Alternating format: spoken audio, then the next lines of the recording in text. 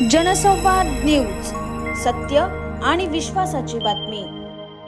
उल्हासनगरमध्ये एका भंगाराच्या गोदामाला भीषण आग लागली आहे।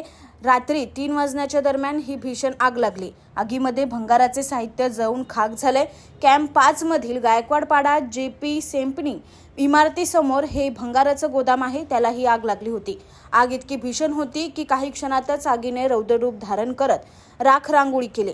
या घटनेची माहिती अग्निशमन दलाला मिळताच घटनास्थळी अग्निशमन दलाच्या 4 गाड्या दाखल झाल्या असून आग विझवण्याचे प्रयत्न पहाटेपर्यंत सुरू होते।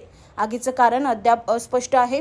भंगार दुकानाच्या बाजूला लोकवस्ती असल्याने परिसरामध्ये भीतीचं वातावरण निर्माण झालंय। या ठिकाणी मला जसं माहिती मिळाली तसंच आम्ही फायर ब्रिगेडला कळून फायर ब्रिगेड सुद्धा एकदम युद्ध पातळीवर काम करते। या ठिकाणी 3 फायर ब्रिगेडच्या गाड्या येऊन आगीवर नियंत्रण मिळवण्याचा प्रयत्न त्यांचा सुद्धा चालू आहे खूप जोरात। आम्ही सुद्धा आजूबाजूचे जे इकडचे रहिवासी आहेत सर्वांना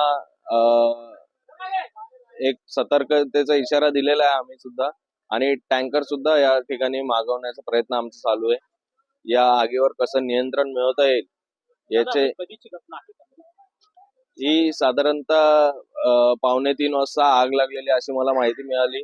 जशी माहिती मिळाली तसंच मी फायर ब्रिगेडला कळून या ठिकाणी फायर ब्रिगेड युद्ध पातळीवर काम करत आहे।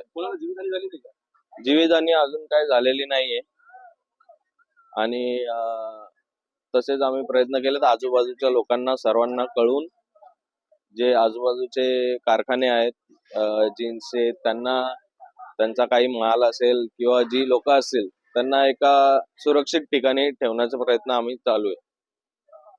आकाश सहाने, जनसंवाद न्यूज, उल्हासनगर।